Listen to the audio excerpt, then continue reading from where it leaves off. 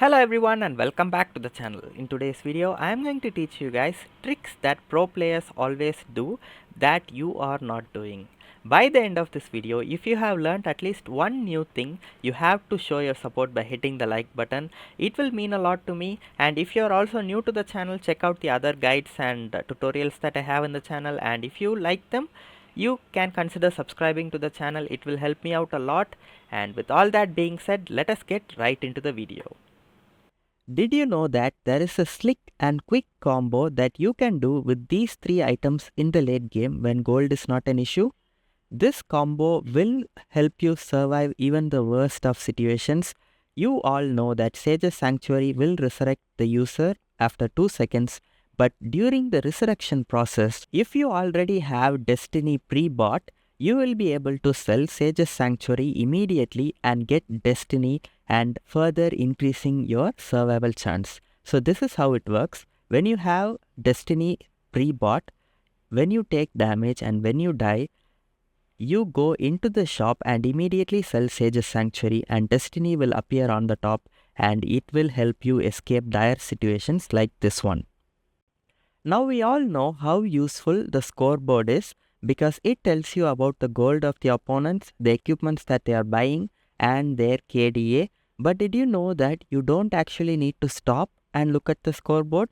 If you start moving and then if you open the scoreboard, you can still access your movement cursor and go around the map.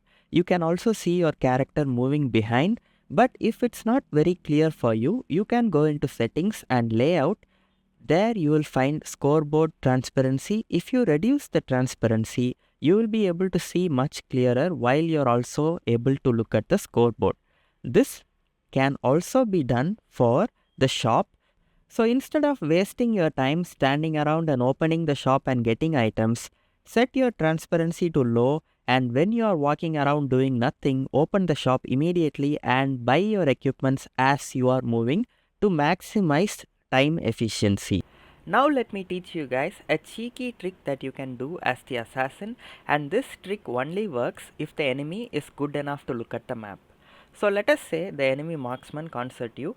You have killed them like 2-3 times and now they are afraid of you. You are playing Prince of Landing and they are like, okay, I have to be very careful. I need to look at the map and see where Prince of Landing is all the time. So if they are in such a mindset, you can actually play with them, and that is give your location to the enemy. So if you go close to an enemy minion or if you go close to an enemy hero, you will be visible in the map for them. So let us say she is looking at the map right now, and then she'll be like, okay, Prince of Landing is clearing that wave in the middle lane. So she'll be thinking like that. So that is when you play mind games with them. So what you can do is you can walk and act as if you're going this side, right? The bottom lane is where the Angela is. So let us say we are targeting the Angela and concert you. Instead of going this way, act as if you are going that way. So they'll be like, okay, Prince of Landing is going to the top lane to attack Liu Shan or something. Then disappear, or even if you don't have the invisibility, if you are some other assassin like Lamb, just turn around and then go through your jungle, and if you attack them, you will be able to surprise them, because when they last saw you, they saw you walking towards the clash lane, but all of a sudden you are attacking them. So this is a mind game. You might be thinking, hey, how is this going to work? This is so silly. It actually works. Pro players, if you are watching this video, you can confirm that it is an actual trick that we do, right? So it actually works. If someone is looking at the map, they see you in the top lane, they are like, okay, he is in the top lane, he won't come down for quite some time, and then you surprise them. You act as if you go top and then you attack the bottom. This is something that is commonly done by a lot of pro players. So if you start playing mind games with your opponents, you will have much more success as an assassin. Besides assassins, this trick is commonly done by mages. So let us say the enemy mage is already cleared the wave and she has gone to the bottom lane, and now I am the mid laner. So what I do is I will clear my minions, and then once all the minions are dead, when the last one is about to die, I will walk towards this direction. And then the bottom laners, the enemies, they'll be looking at the map and they'll be like, oi, the enemy mage is not coming to the farm lane now, so let us play very aggressive, let us push and kill the marksman. So why did they think like that? Because before clearing that one last minion, you turn around and go this way. So they are like, okay, he is going to the clash lane. After the minion is dead, slowly go through. Since the minions are dead, you won't get, they won't be able to see you coming. You slowly go through, and when they are trying to play aggressive and kill your marksman, you will be able to surprise them from this position, and they'll be like, what? This guy was going to the top lane, wasn't he? How did he show up here? So again, this is done by assassins and mages, and I have also given you two examples of when this happens. So this actually happens, and this is a legitimate trick that works all the time. Okay, now let me show you guys a very crucial setting, and that is, if you go to controls, there will be basic attack target priority. Right now I have it in nearest unit, right? So we have lowest health percentage, lowest absolute health, and nearest unit. So nearest unit is pretty self-explanatory. So it will attack the one that I'm standing closest to. If I stand close to the tank, I attack the tank. If I stand close to the marksman, I attack the marksman. This is not a good setting, because as a marksman you want to attack the enemy marksman or the enemy mage, basically any squishy, right? So that setting you cannot use. Now let me change the settings.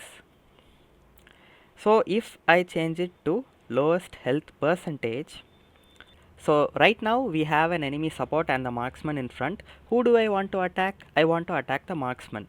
But since I have the lowest HP percentage on, and the enemy support only has like 50% HP left, I'm not able to attack the marksman even though she is within my range.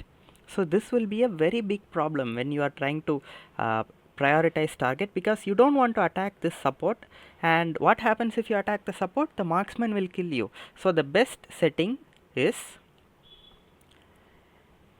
lowest absolute health. So this setting allows you to attack the target which has the lowest health. So right now if you check the scoreboard, the support has 7624 HP and max HP, that is not the current HP, and the marksman has 4161. So right now, even if the support has lower HP percentage, he has overall higher HP than the marksman, and if I shoot now, I will auto lock onto the marksman automatically. So even though the support is there standing in front, my auto attacks will hit the marksman because the overall HP of the marksman is lower than the support. So this setting, if you don't have this setting turned on, lowest absolute health, this setting is very important. Without this setting, you cannot play the game.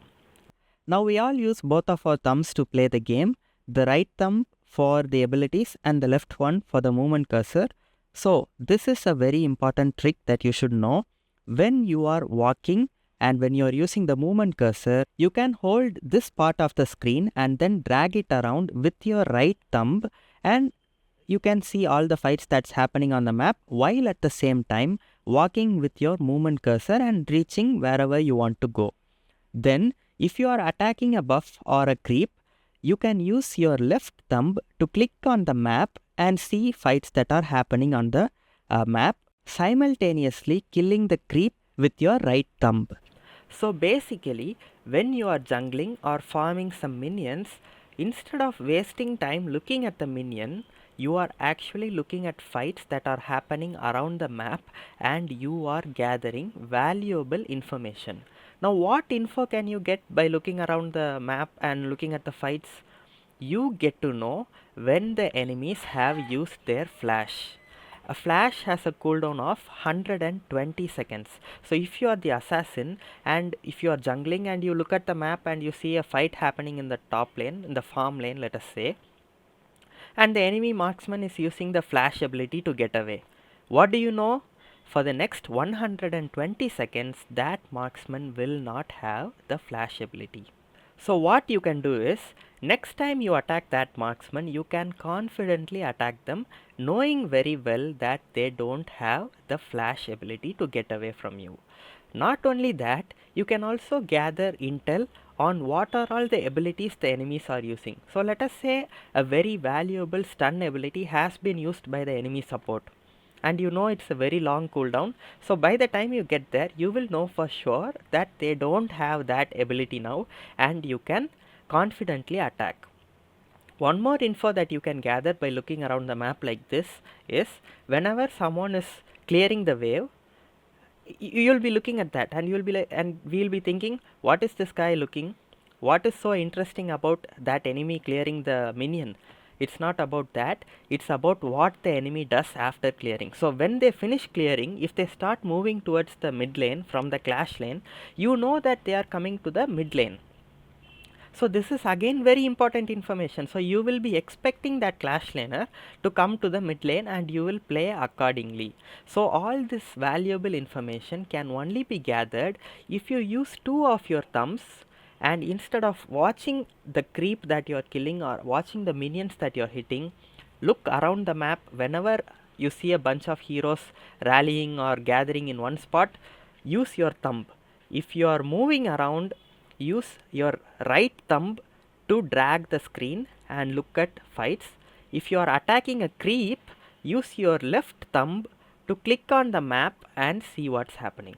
So use both your thumbs to their full potential. That might be the most valuable tip that I've given you in this video. So that's going to be it for today's video, guys. If you found this video helpful, you have to hit the like button. If you learned something new from this, you have to hit the like button once again. I put a lot of effort into making this video. It might be very small, but it took me like 4-5 hours to make this.